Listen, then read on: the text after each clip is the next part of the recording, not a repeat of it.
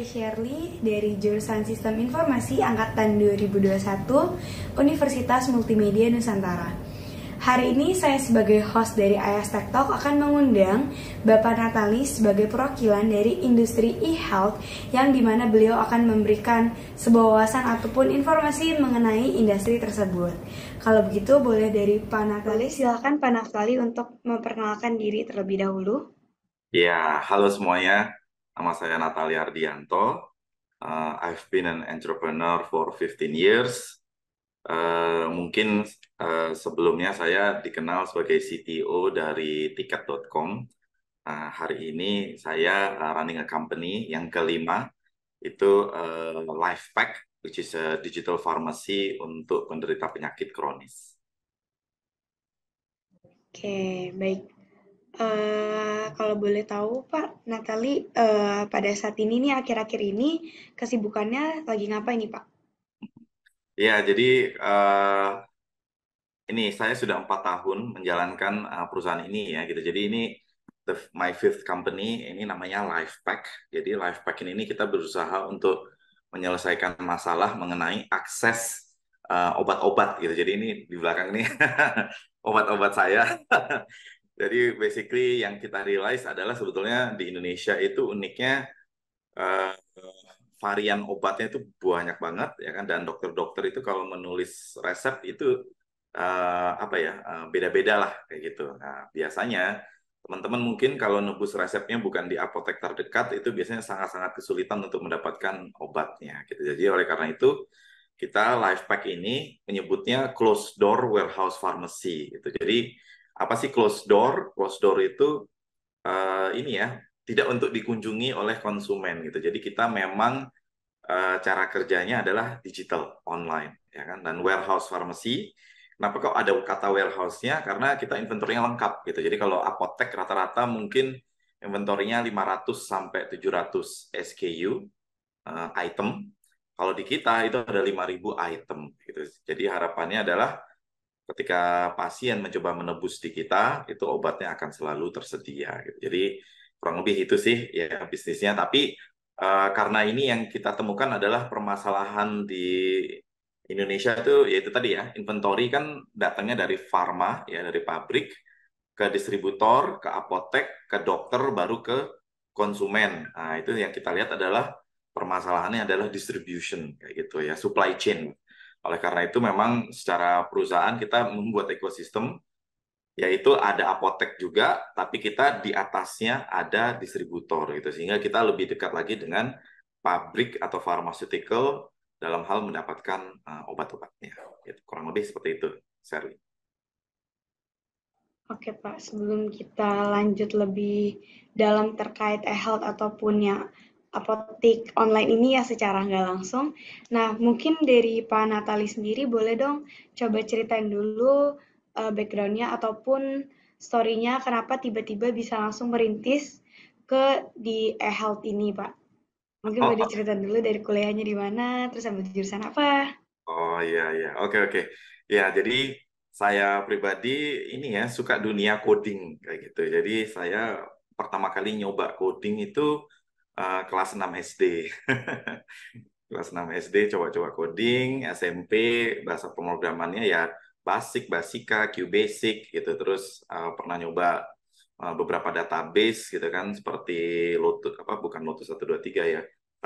DBase 3 Plus ya kan. Terus pas SMA itu nyobanya Pascal sama Java, ikut tim Olimpiade komputer juga. Terus kuliahnya di Ilmu Komputer UI, ya, S1 sama S2. Tapi kuliahnya juga ini ya, saya kuliahnya nggak terlalu serius karena saya udah mengenal uang gitu ya, dunia project kayak gitu. Jadi dulu dari SMA tuh project terus gitu ya. Saya ingat banget waktu semester 1 kuliah itu saya bernazar untuk tidak proyek gitu ya. Jadi saya fokus mau kuliah biar nilainya bagus kayak gitu kan. Tapi nggak tahan. Jadi semester 2 ketemu dengan teman-teman yang satu pemikiran, tukang proyek juga. Dan ya kita jadi proyek terus kayak gitu. Ya kan? Nah, tapi ketika lulus kuliah saya tahu bahwa saya ini orangnya introvert gitu, jadi pendiam, pemalu gitu ya, tidak pintar berkomunikasi kayak gitu. Jadi oleh karena itu saya waktu begitu lulus itu ngajar gitu, ngajar di training center selama 2 tahun. Jadi di situ tempat di mana saya mengasah kemampuan komunikasi saya. Tapi setelah itu saya pindah beberapa company, konsultan, ya kan, dan juga ini ya marketing agency kayak gitu, di mana saya spesialisasinya ya ini apa pengembangan softwarenya lah gitu ya, website-websitenya kayak gitu. Nah, project-projectnya juga gede-gede itu, nilainya satu website sederhana kecil aja bisa miliaran gitu. Nah, tapi dari situ saya di agency itu saya ketemu co-founder pertama saya kayak gitu. Jadi waktu kita ngobrol-ngobrol-ngobrol, kebetulan waktu itu saya pernah ngerjain project City Directory untuk Swiss gitu, untuk Swiss gitu ya. Jadi saya sudah ada prototipenya. Terus waktu saya ngobrol sama teman saya ini, terus akhirnya kita decide untuk make our first company itu tahun 2008. Namanya Urbanesia gitu. Urbanesia sendiri itu saya ini ya, company-nya diakuisisi oleh Kompas Gramedia. Jadi diakuisisi ya kan. Nah, saya sendiri move on, lanjut bikin my second company, kebetulan investor Jepang. Itu eh, kita bikin namanya Golfnesia gitu. Jadi di Jepang itu 70% golf reservation itu dilakukan online, di Indonesia masih nol. Gitu. Jadi makanya investor Jepang pengen punya golf reservation. Gitu. Jadi kita coba bikin, tapi 8 bulan kemudian saya menemukan bahwa ya produk market fit-nya nggak akan pernah ketemu. Gitu. Karena reservasi golf, kalau di Jepang memang rebutan ya, lapangan golf itu. Tapi kalau di Indonesia enggak gitu. Kalau di Indonesia malah kita bisa telepon, booking, terus ya nggak datang juga nggak apa-apa kayak gitu ya, nggak ada masalah, nggak ada konsekuensi kayak gitu. Jadi dan lebih mudah gitu kan, karena kalau tadi booking kan harus ke cari websitenya dulu Urbanesia, cari golf course-nya, terus pilih jamnya, masukin informasinya, lalu melakukan pembayaran. Jadi flow-nya mirip seperti yang ada di Jepang. Tapi di Indonesia telepon tinggal kasih tahu nama, berapa orang, jam berapa, selesai kayak gitu. Jadi apa ya, kalau aku prinsipnya adalah kalau bikin sesuatu ya, terutama ini kalau aspeknya dari sisi digital, itu tuh harus yang mensimplify, gitu, mempermudah, gitu. Ya kan? Jadi jangan hanya karena saya harus ada versi digitalnya, gitu, itu bullshit, gitu ya. Lalu makanya saya membuat company ketiga saya dengan 3 co-founder lainnya, itu namanya tiket.com, gitu. Jadi tiket.com sendiri itu ya itu tadi simplify ya kan, yang tadinya offline travel itu kan kita harus datang ke agen ya kan, terus harus ngomong, harus ngasih tahu keinginannya, terus travel agentnya juga lama gitu karena dia harus buka website masing-masing maskapai satu-satu ya kan, and then ya inilah ya takes a lot of time untuk bisa booking. Jadi online travel tiket.com itu ya mempermudah segalanya ya kan. Dan yang membedakan, dan waktu itu saya ingat banget ya kan, yang dipertanyakan adalah kan sudah ada booking.com, sudah ada Agoda gitu ya.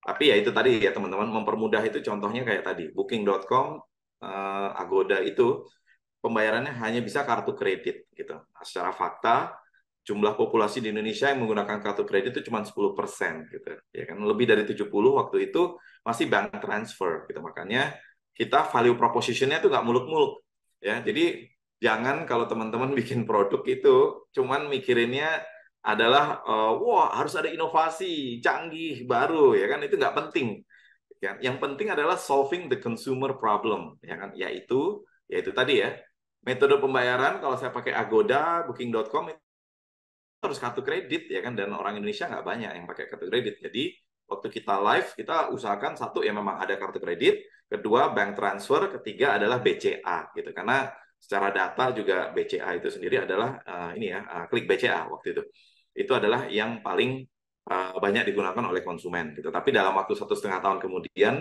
kita ada integrasi 15 metode pembayaran gitu. Oleh karena itu makanya tiket.com ini ya bisa menjadi nomor satu bertahun-tahun karena ya itu tadi kemudahan konsumen untuk menggunakan untuk melakukan booking ya, online travel agent.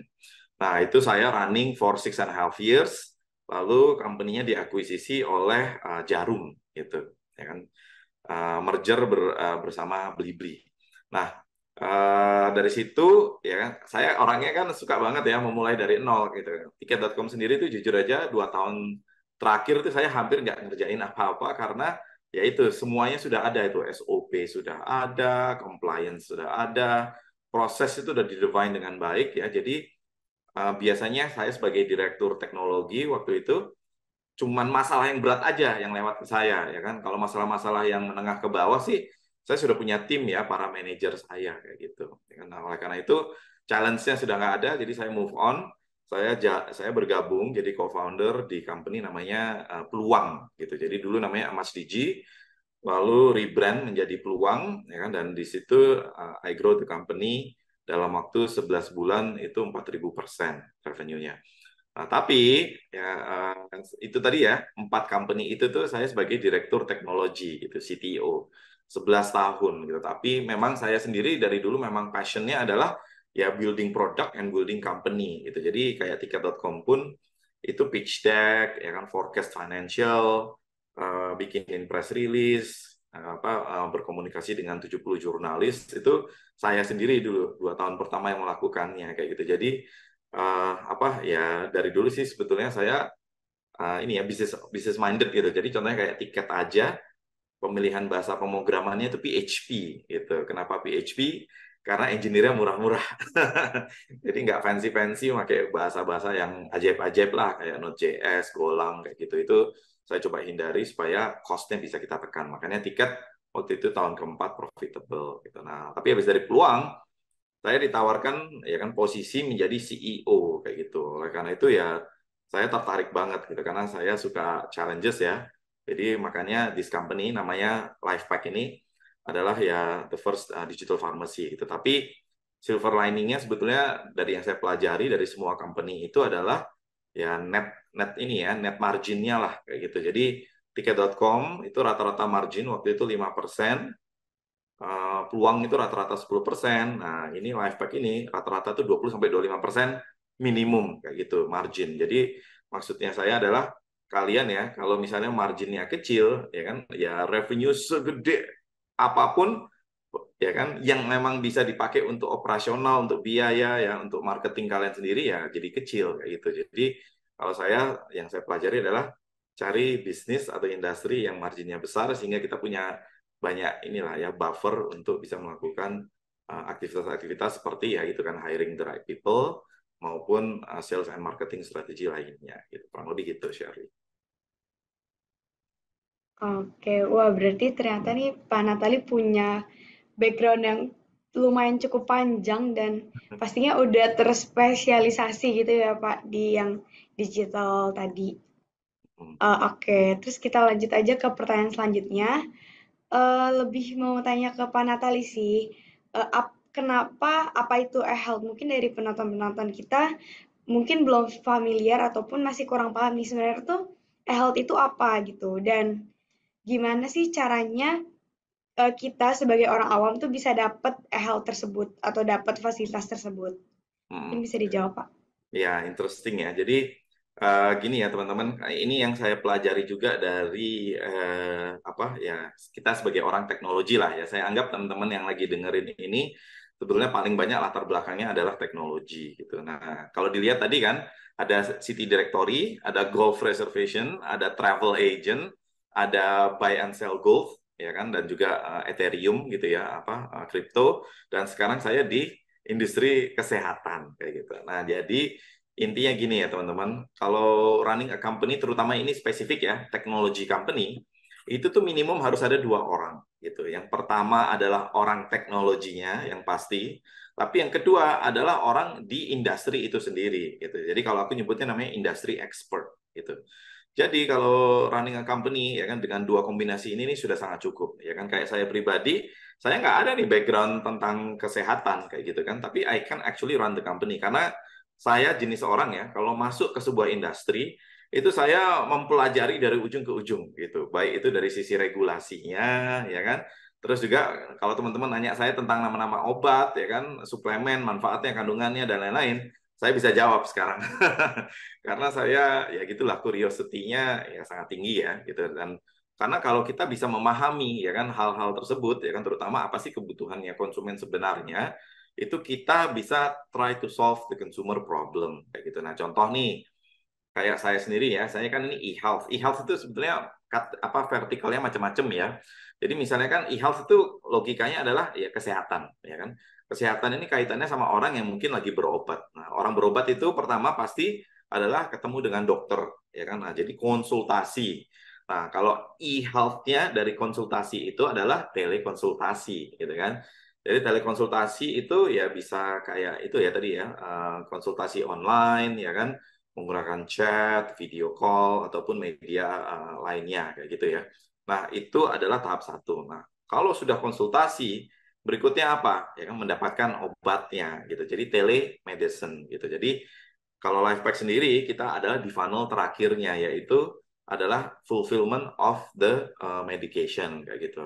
Nah, terus yang ketiga mungkin adalah yang mengontrol, gitu ya. Jadi kayak ada rekan-rekan saya di industri kesehatan tuh yang misalnya kayak monitoring vaksin ya kan terus ya untuk monitoring misalnya apa mengkonsumsi obat yang tepat dan lain gitu kan dan pendidikan edukasi nah itu juga bisa masuk ke dalam e-health kayak gitu jadi sebetulnya itu e-health itu ya cuman apapun yang dilakukan di industri kesehatan saat ini tapi kita mendigitalisasikannya kayak gitu karena kembali lagi tadi kalau dari sisi saya, ya ini ya, kalau saya memilihnya di sisi apotek kayak gitu, karena yang saya lihat telemedicine ini nih challenge-nya adalah terlalu banyak yang gratis.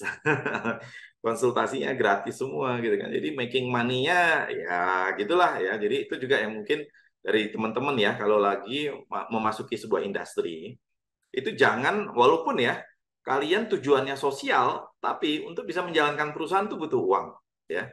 Jadi jangan mindsetnya adalah, oh ya ini kan sosial Pak, ya kan? Sosial tapi tetap butuh uang. Jadi jangan berpikir malah uang itu negatif kayak gitu bahwa untuk apa mendapatkan keuntungan atau uang itu tujuannya adalah ya supaya company bisa berjalan, bisa menafkahi karyawan-karyawan kita ya kan dan tentunya juga bisa memberikan manfaat bagi orang-orang yang menggunakan produk atau teknologi kita. Nah, makanya kalau dari sisi saya ya itu tadi ya telekonsultasi itu challenge-nya adalah di Indonesia terlalu banyak yang ngasih apa telekonsultasinya gratis kayak gitu. Jadi kalau saya tiba-tiba bikin yang telekonsultasinya berbayar, susah dapetin konsumennya kayak gitu. Oleh karena itu saya lihat lagi, oh tapi sebetulnya kalau dari sisi obat ya orang mau nggak mau ya harus beli obat ya kan. Maksudnya kalau orang sakit ke dokter masa udah oke, saya sudah merasa enakan nih udah ketemu dokter enggak harus minum obat gitu. Dan obat itu sendiri di dalamnya ada margin gitu, ada revenue. Nah, dari situ makanya saya lebih memilih untuk masuk ke industri apotek ya, e-pharmacy ini karena ya itu that is where the revenue is ya kan dan kita tetap masih bisa membantu ya kan dengan memberikan solusi teknologi gitu Syarif. Oke, Pak. Jawabannya ternyata sangat mantap dan sangat realistis juga ya, Pak. Jadi nggak cuman harus mikirin tentang yang sosialnya, tentang kesehatannya, tapi juga harus mikirin karyawannya juga yang bekerja di situ. Ya, ya betul betul. Oke. Harus harus bukan cuan ya, tapi harus Mm-mm. memikirkan gimana caranya supaya perusahaan secara operasional ya tetap jalan ya kan.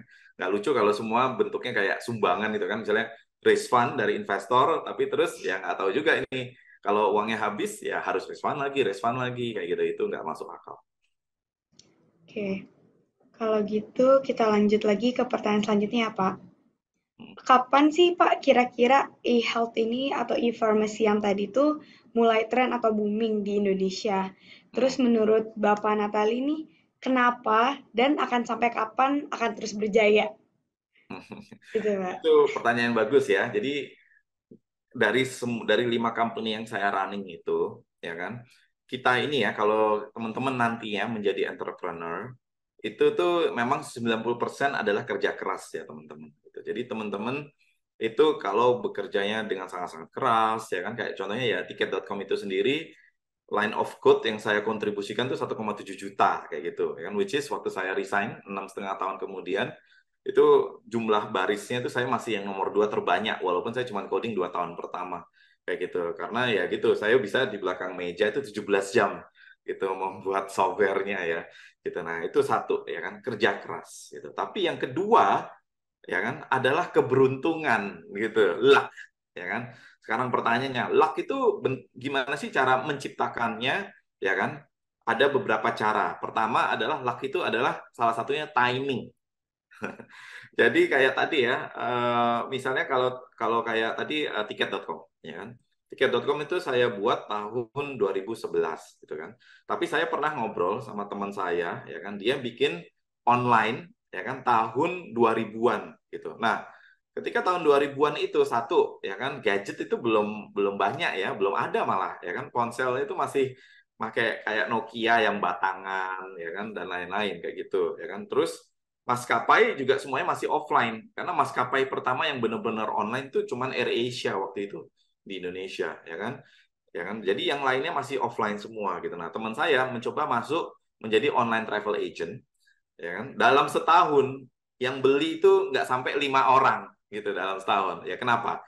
Karena waktu orangnya beli online, ya kan, kitanya sendiri harus tetap ke maskapai untuk mencetak tiketnya karena zaman dulu tuh tiket pesawat itu ada ini hologramnya, ya kan, karena kan waktu kalian nanti pas di boarding pesawat itu tuh nggak ada software untuk ngecek ini asli atau palsu, jadi mereka sangat rely on oke, tiket ini asli gitu, which is tiketnya ada hologramnya, harus dicetaknya di apa maskapainya, ya kan, biasanya di airport itu. Makanya kalau teman-teman ke airport kan sering lihat tuh ada kayak kantor maskapai gitu, itu tuh karena zaman dulu, ya kan, setiap maskapai ya kita harus ke sana ngantri, ya kan, beli tiket and then dapat kertasnya. Jadi timing teman-teman, waktu saya sendiri jujur aja 2011 itu juga masih terlalu early waktu itu, ya kan. Tapi 1,5 tahun kemudian itu tiba-tiba meledak gitu. Jadi kita waktu itu revenue-nya ya setahun 17 miliar, ya kan, tahu-tahu 1,5 tahun kemudian itu revenue-nya langsung cepat banget naiknya gitu, bisa sampai 4.000% itu apa year over year-nya kayak gitu. Jadi sorry, bukan 4.000%, 3.000% kayak gitu ya. Nah, jadi pertumbuhannya itu sangat-sangat cepat gitu kan, karena timing. Ya kan? Timingnya apa waktu itu? Timingnya adalah orang-orang itu penetrasi internetnya sudah mulai bagus, ya kan. Waktu zaman saya tuh apa trafficnya tuh pasti Senin Selasa Rabu Kamis Jumat tinggi, Sabtu Minggu kecil gitu. Terus Senin Selasa Rabu Kamis Jumat tinggi gitu kan, karena orang pakai internetnya di kantor gitu ya. Nah, tapi 2014 itu gadget udah mulai banyak tuh, Android terutama, ya kan, Android banyak, iPhone sih nggak terlalu banyak waktu itu, BlackBerry juga banyak. Makanya banyak juga mulai orang yang menggunakan gadget gitu. Makanya Sabtu Minggu udah mulai tinggi juga karena orang udah bisa mulai booking Sabtu Minggu di rumahnya masing-masing kayak gitu. Nah, itu timing gitu. Jadi kalau kayak contohnya fintech lah, ya kan, dunia keuangan ini kebetulan pemerintahnya sendiri dengan pemerintah yang baru ini lebih terbuka dengan teknologi. Makanya kalau teman-teman ingat ya kan, peer to peer lending, ya kan, dan fintech itu tuh meledak itu tahun 2015 2016 kayak gitu ya. Makanya saya pribadi pindah ke dunia financial karena saya tahu wah ini riding the wave dan terbukti, ya kan. Jadi company-nya grow-nya itu ya gitu sangat-sangat cepat dalam waktu yang sangat-sangat singkat karena timing yang tepat. Sekarang kalau ditanya tentang kesehatan, ya itu tadi sama juga. Gara-gara COVID terutama ya. Saya waktu memulai 2019 itu health health industry belum ini ya, belum cepat lah kayak gitu 2019 Juni. Tapi gara-gara COVID, ya kan, keluar undang-undang gitu ya, undang-undang baru itu yang mengatur telemedicine udah diizinkan. Saya apotek ya, Perpepom 24 tahun 2020 ya, itu mengizinkan e-pharmacy kayak gitu. Jadi e-prescription ya, nulis resep menggunakan digital itu sekarang udah ada undang-undangnya tahun 2020, ya kan. Dan kalau kalian notice gara-gara COVID, ya kan, pemerintah itu membuat yang namanya Satu Sehat kayak gitu. Jadi sistem ya di mana semua diharapkan untuk mensubmit informasinya secara digital ke pemerintah, ya kan. Artinya apa? Artinya semua harus jadi digital sekarang ya, karena harus mensubmit informasinya secara digital real time ke pemerintah kayak gitu. Jadi sekarang ya lagi bergeliat banget nih industrinya dan kita kebetulan di timing yang tepat. Nah, itu makanya tadi saya bilang luck itu adalah timing yang tepat, ya kan. Tapi luck itu juga bisa diciptakan ya teman-teman. Misalnya gini, kalau kalian ya tidak pernah mencoba, bisa nggak tiba-tiba Anda beruntung mendapatkan ya kesuksesan? Ya nggak bisa. Makanya dengan mencoba berkali-kali ya, kayak saya pribadi ini waktu saya memulai Lifepack itu sebetulnya bukan Lifepack namanya gitu. Pernah Pharmapack, pernah Jovi, ya kan, dan sekarang Lifepack kayak gitu. Jadi kita mencoba itu kita mencari bisnis model yang tepat ya kan untuk bisnis ini kayak gitu. Dan itu akhirnya setelah 2,5 tahun akhirnya kita menemukan bisnis model yang tepat dan kita 1,5 tahun kita setengah tahun kemudian ini ya sampai saat ini ya 4 tahun ini kita grow-nya menjadi sangat-sangat cepat. Nah itu luck itu tuh kita ciptakan dengan cara we try ya kan, kalau nggak berhasil kita pivot ya kan sampai kita menemukan bisnis model dan produk market fit yang tepat gitu. Baik-baik, berarti timingnya sangat-sangat pas di mana teknologi udah mulai berkembang, semua orang udah menggunakan gadget dan juga yang pas COVID kemarin juga berarti sebagai ini ya Pak, pencetus awal atau Ya, karena itu jadinya katalisator lah. Kalau aku bilangnya katalisator yang eh, mempercepat apa dong adopsi teknologi ya. Karena kan tiba-tiba semua orang harus install apps untuk kesehatan.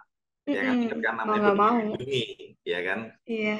Karena untuk check in ke mana masuk ke mall aja harus install apps gitu. Nah, itu yang sangat-sangat membantu mengedukasi masyarakat bahwa ya apps itu penting ya kan terutama untuk kesehatan. Oke. Terus mau lanjut lagi nih Pak ke pertanyaan selanjutnya. Sebenarnya ini tadi dari Pak Natali udah menjelaskan, cuman aku penasaran nih Pak. Mungkin teman-teman yang nonton juga penasaran. Kenapa sih Pak Natali ini sangat into dan tertarik sekali di bidang e-health atau e-pharmacy ataupun di industri kesehatan ini Pak? Ada nggak sih hal lain selain yang tadi yang udah Bapak jelasin yang membuat Bapak kayak, wah saya kayaknya into banget nih di bidang ini gitu. Ya. Jadi evolusinya kayak gini ya, teman-teman. Tadi kan company pertama namanya City Directory ya.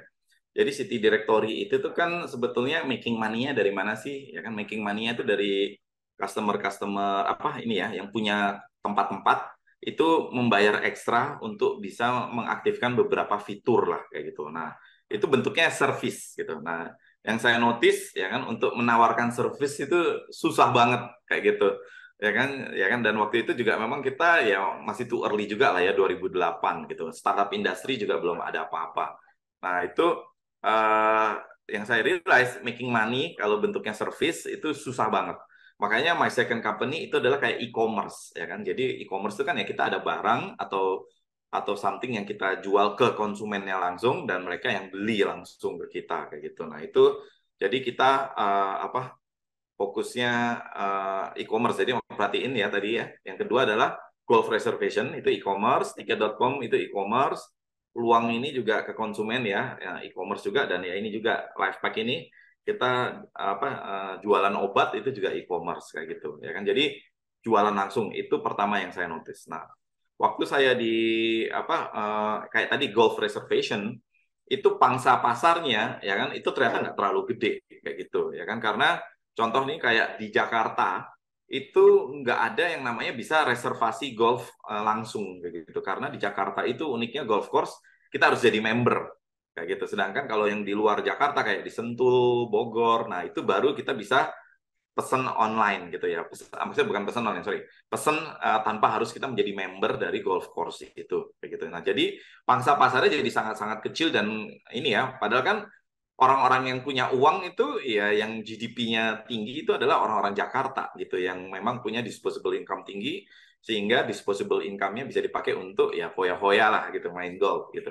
Jadi makanya saya pindah ke tiket.com, nah itu pangsa pasarnya clear ya kan bahwa travel industry itu sudah sangat gede itu. Ini mungkin kalau teman-teman familiar tuh TAM, SAM sama SOM gitu. Total addressable market ya kan SAM serviceable available market dan SOM serviceable obtainable market kayak gitu. Jadi pangsa pasarnya tuh sudah ada gitu. Kebetulan tapi ini red ocean. Jadi red ocean tuh bahwa the industry pasarnya sudah ada tapi kita bedanya adalah kita mendigitalkan gitu. Jadi kita mengganti yang funnelnya tadi offline berubah menjadi funnelnya online kayak gitu. Itu doang ya kan. Nah, terus fintech industri keuangan ya jelas-jelas ya semua orang butuh uang gitu. Jadi pangsa pasarnya makin gede lagi. Tapi yang saya notice adalah kalau di health industry ini adalah pangsa pasarnya contohnya kayak kita sendiri ini pangsa pasarnya itu bahkan 3 sampai 5 kali lebih gede daripada industri travel tadi. Sedangkan industri travel tadi itu waktu di saya ya itu marginnya cuma 5%, di company ini marginnya 20-25%, tuh 5 kali lipat. Jadi udah pangsa pasar yang lebih gede, ya kan, marginnya 5 kali lebih gede dari dulu tiket.com, ya kan. Jadi untuk mendapatkan net profit yang sama ya, net margin yang sama, itu effortnya jadi 1/10 doang kayak gitu. Jadi makanya saya suka banget itu. Jadi kalau tiket saya mungkin butuh bertahun-tahun ya untuk bisa mencapai revenue sekian triliun gitu. Tapi di company ini ya kan mungkin saya revenue-nya nggak perlu sampai triliunan ya kan, cuma ratusan miliar aja itu netnya udah sama seperti waktu saya running tiket.com kayak gitu. Jadi kalau saya cara ngeliatnya kayak gitu, saya bukan mengejarnya industri kesehatan karena saya orang teknologi ya gitu. Jadi saya punya pilihan untuk masuk ke industri apapun ya kan. Kan kalian itu ya asiknya mau masuk ke industri telco, apapun semua butuh teknologi. Tapi kalau saya sebagai orang teknologi, saya nyari yang marketnya cukup besar luas sehingga saya tidak ini ya, tidak senggol bacok gitu loh ya kan, tidak rebutan karena pie-nya terlalu kecil kayak gitu. Baik-baik, ternyata menarik ya Pak untuk jawabannya. Terus kita lanjut lagi ke pertanyaan selanjutnya. Tadi kan udah Bapak Natali udah menyebutkan contohnya tuh yang golf itu yang di Jakarta. Ada fokus segmentasinya di Jakarta. Nah, kalau misalkan dari Lifepack sendiri sebenarnya ada fokus segmentasinya di wilayah tertentu nggak Pak? Di daerah tertentu yang difokuskan untuk penjualannya tinggi di daerah tersebut? Nah, Atau ya udah merata aja gitu? itu good question juga ya. Jadi sebetulnya, nah itu yang namanya market segmenting gitu ya, pemilihan pasar gitu. Tugasnya kita adalah mencari namanya market gap gitu. Market gap itu adalah celah yang belum diakses oleh orang lain. Jadi kayak contohnya tadi ya, travel ya, industri travel seperti ini semuanya itu masih offline ya kan. Jadi ada market gap yaitu orang-orang yang sebetulnya pengen bookingnya secara online kayak gitu. Oleh karena itu ketika saya masuk ya kan online travel agent ya jadi laku karena memang sudah ada demand tapi belum ada yang bikin gitu. Nah, kalau kalau di kalau kayak di company saya kayak Lifepack ini ya kan, saya tahu kompetitor-kompetitor itu retail semua kayak gitu ya. Jadi dia menawarkan supaya kalau misalnya kayak teman-teman lah batuk atau flu ya kan, ya udah tahu kan pasti pakai apps-nya ini gitu ya. Nah, kita udah tahu kalau kita bertempurnya ya kan di area atau market share yang sama, tentunya ya bloody gitu karena dia marketingnya segitu mahalnya, segitu besarnya, segitu masifnya, kita harus bisa menyamakan ya kan, dan itu nggak masuk akal gitu. Oleh karena itu kita memilih pangsa pasar yang berbeda. Nah, pangsa pasar kita adalah penderita penyakit kronis gitu. Jadi orang yang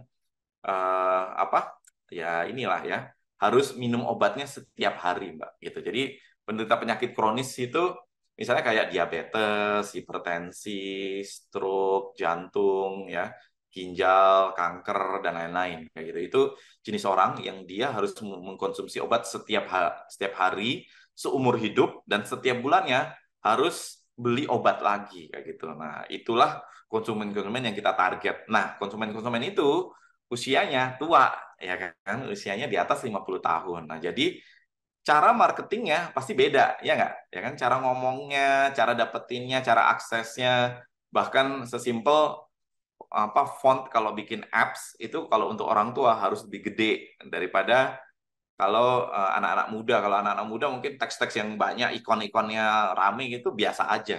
Tapi kalau untuk orang tua itu pusing kayak gitu. Nah, jadi kita mengurangi jumlah ikon, ya kan, fontnya harus lebih gede supaya lebih mudah dibaca karena orang-orang usia 40 tahun ke atas tuh matanya udah mulai plus. Jadi nggak bisa nggak bisa baca lah gitu ya gitu, susah kalau baca yang terlalu dekat itu gitu. Jadi makanya those are the kind of things yang kita pilih. Market share-nya adalah market cap-nya adalah penderita penyakit kronis yang usianya di atas 50 tahun. Nah, kalau tentang pangsa pasar, sebetulnya kita memang ini ya, warehouse tadi ini kita centralize ya kan di Jakarta, Surabaya, Bandung, dan kita bisa melayani seluruh Indonesia kayak gitu. Jadi kita banyak juga tuh ngirim ke Papua, ke Kalimantan, ke Sulawesi, ke Sumatera juga kayak gitu.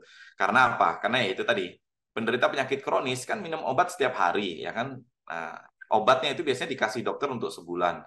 Jadi kita bisa memprediksi ya kan, 5 hari sebelumnya obatnya bakalan habis nih, gitu kan. Nah, kita ingatkan, and then mereka beli, and then kita kirim. Kenapa 5 hari sebelum? Karena kirim ke Papua itu 4 hari. Jadi ketika customer-nya bayar di hari pertama, ya hari keempat udah sampai, hari kelima obatnya baru habis, dia bisa melanjutkan minum obatnya dengan tenang kayak gitu. Nah, jadi apa things that we do ini ya kan, ya intinya adalah ya kita harus memahami ini customer itu karakteristiknya kayak apa, behaviornya kayak apa. Jadi any action that we are doing itu ya supaya ya customer itu menjadi lebih mudah gitu ya menggunakan produk kita gitu.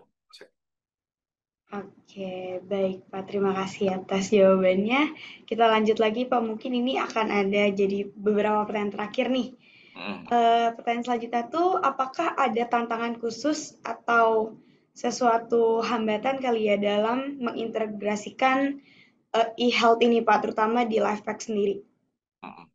Ya, kalau tantangan sih ya nggak ada company yang nggak ada tantangan lah kayak gitu kan. Bahkan perusahaan-perusahaan unicorn aja kan sekarang apa tantangannya?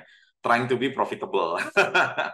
Jadi kalau dari sisi kita sih ya karena kita dari nol ya, rintis dari nol, tantangannya adalah menemukan yang namanya product market fit ya kan PMF gitu. Karena kadang ya kalau mungkin banyak teman-teman di sini bikin produk cuman karena pengen bikin produk gitu loh, bukan karena ingin menyelesaikan masalah konsumen.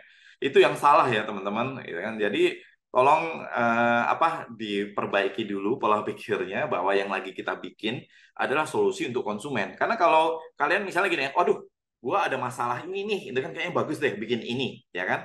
Konsumen yang akan menggunakan pertama kali adalah kalian sendiri. Tapi pertanyaannya, konsumen lain bakalan pakai nggak? Kayak gitu, ya kan? Jadi jangan sampai kalian bikin produk buat kalian. Berarti seumur hidup kalian harus pakai dan spending dong, ya kan? Nggak masuk akal, ya kan? Kita harus bikin something yang ya benar-benar dibutuhkan dan diinginkan oleh konsumen. Nah, itu satu. Terus yang kedua, kayak tadi kan saya sempat mention ya, nggak perlu yang namanya inovasi gitu kan. Kenapa? Karena gini teman-teman, kita ini negara berkembang, ya kan? Lawannya negara berkembang adalah negara maju. Negara maju pasti melakukan segala sesuatunya udah duluan, ya kan? Jadi apapun yang sudah berhasil dan sukses di negara maju dan belum ada di kita, kita implementasi gitu. Jadi jangan mentang-mentang ya, wah sudah pernah ini dilakukan di Amerika, saya nggak mau karena ya kan. Tapi kan ada perbedaannya ya. Perusahaan Amerika aja kalau mau masuk Indonesia harus bikin kantor di Indonesia itu kan. Kalau kalian perhatiin tuh Facebook ada di Indonesia ya kan, Google ada di Indonesia, TikTok ada di Indonesia. Kenapa? Karena walaupun itu produk yang sama ya, Amerika masuk Indonesia, tapi yang berbeda adalah culture ya kan, budayanya, adopsinya itu tuh berbeda. Itu yang membuat kita beruntung gitu karena kita tinggal di Indonesia, kita tahu karakteristik orang Indonesia itu kayak apa. Jadi kita membuat produk yang sesuai dengan karakteristik orang Indonesia. Ya kan, orang luar negeri nyoba masuk dengan tidak mengubah karakteristik produknya sesuai dengan kebutuhan Indonesia. Yang terjadi ya kayak tadi kan, Agoda, Booking.com, kartu kredit. Mereka nggak beradaptasi dengan karakteristik Indonesia yang nggak ini ya, nggak. Ya maksudnya kan kita negara Muslim terbesar ya, which is Muslim itu kan kartu kredit itu ngutang bilangnya, riba ya kan. Ya jadi kartu kredit itu nggak akan gede di Indonesia ya kan. Ya, jadi kalau mereka nggak memahami itu, nggak coba masuk Indonesia, memahami Indonesia, ya kan, ya itu kesempatan buat kita. Nah, konyolnya kita bukannya memanfaatkan kesempatan-kesempatan itu, malah kita selalu nyoba bikin something yang out of the box. Belum tahu ya, bahkan Amerika aja belum pernah bikin yang kayak gitu, ya kan. Kita bangga dengan bilang we are the first, tapi buat apa gitu ya? Karena ini contoh nih, ya. Unicorn deh, ya kan. Tokopedia itu sebetulnya original atau quote unquote ya, mengadopsi sebuah website dari luar negeri. Jelas ya, Amazon kalau di Amerika, Alibaba kalau di Cina, ya kan. Jadi unicorn, ya kan, revenue-nya luar biasa, triliunan, ya kan, ratusan triliunan kayak gitu, ya kan. Gojek, ya kan, mengadopsi apa? Mengadopsi Uber, ya kan. Jadi Uber 2012, Gojek bikin apps-nya kalau nggak salah 2015, 2016 kayak gitu, ya kan. Seperti itu ya teman-teman. Jadi perlu diperhatikan bahwa nggak melulu itu tentang inovasi kok, ya kan. Apalagi kalau sesuatu itu, ya kan, waktu diimplementasi di Amerika, Cina, dan India itu berhasil, berarti kita, ya kan, negara berkembang itu pasti di belakangnya ya, negara berkembang. Kita tinggal mengadopsi apa yang mereka lakukan, tapi sesuai dengan behavior dan culture di Indonesia gitu. Jadi itu ya tipsnya untuk teman-teman, pokoknya aku yakin kalau teman-teman di sini ya, misalnya lagi ada project untuk bikin apa kayak produk apa, hati-hati ya kan. Pertanyaan saya kan selalu itu emang berapa revenue-nya ya kan. Misalnya kayak oke, saya mau jual 100.000 tapi potential customer saya ya kan cuma 100.000 juga. Berarti kemungkinan kalian cuma bisa generate revenue misalnya 10 miliar atau 100 miliar kayak gitu. Tapi habis itu nggak bisa sampai level triliunan ya kan. Nah, pertanyaannya kan, do you want to make a company yang kalau sudah sampai 10 miliar atau 100 miliar, kalian harus mulai mikir untuk mengerjakan yang lain ya kan? Kan nggak enak. Kalau saya lebih suka, wah saya revenue udah 50 triliun, tapi pangsa pasarnya masih gede banget. Jadi saya masih bisa grow terus dan terus dan terus. Gitu. Makanya diperhatikan ya, banyak bisnis yang ketika sudah mentok, dia terpaksa harus membuka vertical baru. Gitu kan. Kayak misalnya kopi, ya kan. Waktu udah mentok, mereka sekarang akuisisi ayam, ya kan. Mentok lagi, mereka sekarang apa mengakuisisi burger. Mentok lagi, sekarang mulai jualan di Indomaret, Alfamart ya kan. Jadi karena ya kalau pangsa pasarnya udah saturated ya, udah mentok, ya untuk menaikkan revenue harus membuka vertical baru, which is ya berarti kayak memulai dari awal lagi ya kan, mencoba-coba lagi kayak gitu teman-teman. Oke, wah itu yang tadi agak ngena sih Pak, karena kan kita di SI UMN sendiri tuh juga ada disuruh buat project-project. Jadi dan mahasiswa malah fokusnya ke yang inovasi tadi, harus yang baru, harus yang berbeda dari yang udah ada. Ya, Gitu sih Pak, jadinya ya itu membuka yang aku pikiran notice ya juga teman-teman. sih. Makanya aku sih tipsnya ya untuk teman-teman terutama masa-masa kuliah ini kan memang make a lot of mistakes. Tapi paling enak adalah belajar dari mistakes orang lain gitu. Jadi misalnya ya, kalian ini contoh kayak saya online travel. Yang saya lakukan adalah saya menganalisa booking.com, agoda.com dari semenjak dibangun sampai sampai saat itu ya 2011, journey-nya kayak apa? Terus kira-kira kesalahannya mereka waktu itu apa ya kan? Mereka ganti tampilannya seperti apa ya kan? And then kita udah dari tengah-tengah mengimplementasinya gitu loh. Ya kan daripada kita dari nol lagi melakukan kesalahannya kita sendiri, ongkosnya mahal. Betul, betul. Wah, tadi kan kita udah ngomongin tips. Boleh dong Pak kasih tips and trick lagi yang agak banyakan buat mungkin buat orang awam ataupun orang non IT yang mungkin nanti akan nonton ini juga untuk gimana sih kita untuk terjun ke industri e-health tadi. Ya, jadi gini ya teman-teman, pesan saya jangan masuk industri e-health. Kenapa tuh Pak? Kan udah ada saya, nanti saya mestinya Wah, banyak kompetitor nih. bercanda-bercanda. Ya, tapi pokoknya intinya gini. Ya, pertama, kalau yang tadi saya bilang ya, cari industri expert kayak gitu. Jadi kayak saya dulu di tiket.com karena saya apa? Jadi gini teman-teman ya, para direktur tiket.com itu yang dulu ya, itu nggak ada yang backgroundnya travel gitu kan. Nah, tapi ya yang kita lakukan adalah kita meng-hire orang-orang yang backgroundnya industri travel. Jadi ada orang yang backgroundnya dari maskapai, ada orang yang backgroundnya dari apa hotel, nah, ada juga yang online online booking tadi. Misalnya kita ya quote unquote ya ngajak orang dari Agoda gitu kan untuk join kita gitu dan uniknya lagi gajinya mereka tuh dolar gitu kan.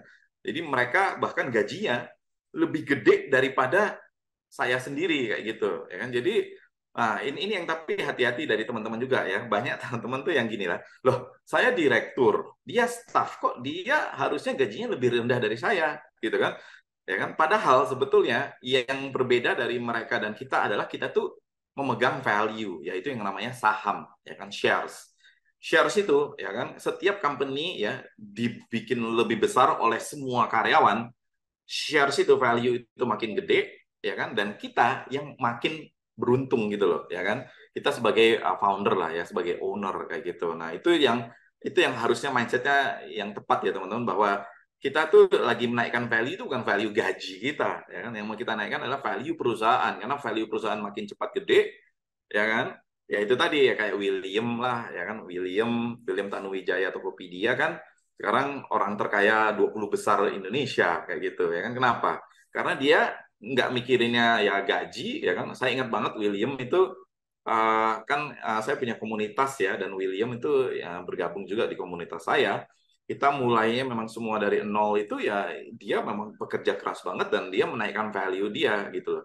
Ya kan dengan cara ya ini menaikkan value company-nya gitu. Jadi tips saya adalah cari industri ekspor yang tepat kayak gitu. Karena memasuki industri itu kalau nggak memahami ya current-nya kayak apa, itu biasanya challenge-nya adalah uh, ya apa ya, kalian tuh kayak ya inilah mencoba-coba lah gitu ya. Nah, tapi keuntungannya ya kita sebagai orang teknologi adalah kita itu harus yang visioner gitu. Jadi jangan apa sih yang terjadi saat ini kayak gini gini gini, and then kita bikinnya exactly the same seperti apa yang terjadi saat ini. Itu juga salah ya. Yang harus kita lakukan adalah kita harus bayangin, oke, 5 tahun lagi bakalan kayak apa ya kan, teknologi bakalan kayak apa ya kan, adopsi internet bakalan kayak apa ya kan, apps itu tuh nanti masa depan bakalan kayak apa. Itu yang kita sebagai orang teknologi harus bisa ngelihat ke depan kayak gitu, sehingga yang lagi kita bikin bukan untuk konsumen kita saat ini tapi untuk konsumen kita di masa depan kayak gitu ya kan. Jadi itu balance-nya ya, maksudnya the industry expert membantu kita memahami ya kan behavior customer, keinginannya customer, how the customer thinks ya kan, kita interpretasikan kayak tadi ya, kalau saya health-nya untuk penderita penyakit kronis ya kan, oh ternyata orang-orang tua ini ya gitu nggak suka install apps ya kan. Jadi apa yang kita lakukan ya, kita ngasihnya link WA ya kan, karena apps yang pasti diinstal oleh oma opa kita adalah WA ya kan, diklik buka browser ya kan. Jadi daripada nyuruh install, karena orang-orang tua disuruh install mimpi ya kan gitu ya. Jadi those are the things yang ya gitu ya. Kita berusaha memahami dan kita beradaptasi ya, beradaptasi terhadap ya behavior customer yang seperti itu gitu. Kurang lebih itu sih ya tips tambahannya. Oke, baik. Kalau gitu kita lanjut ke pertanyaan terakhir kali ya, Pak. Mungkin dari Pak Natali boleh dong kasih kita nih ataupun seluruh penonton AS Tech Talk untuk memberikan sebuah kesan pesan ataupun motivasi, Pak. Ataupun untuk mahasiswa nih, yang terutama mahasiswa UMN yang nonton ini, boleh dong Pak dikasih pesan-pesannya. Ya, nah jadi gini ya, kayak saya pribadi ya, saya kan ya itu dari kecil udah suka merojek ya kan. Jadi intinya adalah gini ya teman-teman, make a lot of mistakes gitu. Apa? Kalau aku bilangnya namanya nabung kesalahan gitu. Karena ya kan, mumpung masih muda, kalau kalian melakukan kesalahan, risikonya kecil ya kan. Beda sama kayak saya. Saya kalau running company dan melakukan kesalahan, and then company-nya bangkrut, tahu nggak resikonya apa? Anak istri saya nggak bisa makan. Tapi kalau masih anak kuliah melakukan kesalahan, ya udahlah ya kan, lanjut lagi bikin yang baru, lanjut lagi bikin yang baru dan belajar. Oh, ternyata waktu itu kayak gitu. Karena tugasnya kalian itu ya, mungkin kalau kalian pernah dengar namanya 10,000 hours, ya kan, 10.000 jam. Untuk menjadi expert in something, ya kan, kita memang harus investasinya waktu. Orang biasa aja, orang nggak punya talenta, tapi dia ya menekuninya ya selama 10.000 jam, itu dia bisa menjadi expert loh, dibandingkan orang yang tidak pernah menekuninya walaupun dia super talented. Contoh nih, orang jago piano ya kan, tapi dia nggak pernah melatih piano sesering mungkin orang yang tadi 10.000 jam. Kualitas orang yang 10.000 jam itu akan pasti jauh lebih bagus daripada orang yang malas-malesan main piano tapi punya talenta ya kan. Dan yang main piano punya talenta tadi tapi malas-malesan, ya nggak tiba-tiba diajak konser, diajak ini ya kan, karena ya itu dia tidak punya pengalaman yang cukup kayak gitu ya. Jadi makanya saran saya untuk teman-teman, make a lot of mistakes gitu ya kan. Dan ya ingat ya, kesalahan ya kan, kegagalan itu tuh wajar gitu loh ya. 90% startup will fail in the first 5 years. 90% company akan mati ya dalam waktu 5 tahun ke pertama ya kan. Artinya apa? Kalau kalian ya, kan kita semua orang IT ini logikanya tinggi ya. Dari 100 kali nyoba, berarti kita harus nyoba 90 kali untuk bisa sukses 10 kali ya kan, atau nyoba 9 kali gagal untuk bisa sukses sekali. Jadi kegagalan itu wajar ya. Jadi jangan waktu kalian lagi coba gini terus gagal, terus kecewa diri kalian, depresi ya kan. Tapi pelajari gitu loh, kesalahan gua waktu itu apa ya kan, harusnya seperti apa, and then next-nya ketika Anda mencoba hal yang baru lagi atau berikutnya, hindari kesalahan tersebut. Karena artinya ya, kalau kita belajar dari kesalahan ya 90% of the time, nanti ya kita sudah tahu caranya untuk supaya tidak gagal. Jadi bukan caranya untuk sukses. Karena kalau caranya untuk sukses, kemungkinannya cuma 10%. Tapi kalau kita bisa tahu caranya untuk menghindari kegagalan, kita berarti bisa menghindari 90% probabilitas gagal tersebut. Gitu, kebayang ya? Gitu. Jadi make a lot of mistakes, ya kan? Gagal itu wajar, ya kan? Karena permasalahannya di Indonesia itu adalah tabu gitu ya. Kalau gagal tuh kayak malu. Lah, kalau gagal tuh berarti we have done something. Karena orang yang tidak pernah melakukan sesuatu, ya nggak mungkin berhasil dan nggak mungkin gagal. Tapi keputusan untuk tidak melakukan sesuatu itu adalah sebuah keputusan loh, ya. Not doing anything, ya kan? Kuliah ya cuman kuliah aja, nggak proyek, nggak apa. Itu sebuah keputusan loh, ya. Not doing anything is a decision. Doing something, memang outcome-nya ada dua, berhasil atau gagal. Tapi ya itu tadi, kalau berhasil bagus.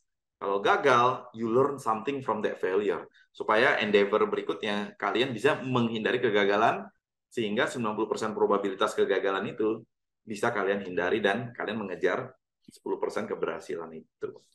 Kurang lebih gitu ya, Sherly. Oke, baik Pak. Terima kasih atas insightful-nya. Kalau kata anak muda zaman sekarang, full daging. Nah, jadi buat teman-teman nih yang nonton, jangan takut untuk gagal ya. Kalau misalnya ada project yang mungkin gagal, ataupun jangan takut juga buat ambil project yang sebenarnya udah ada sebelumnya, tapi dibuat lagi tanpa inovasi.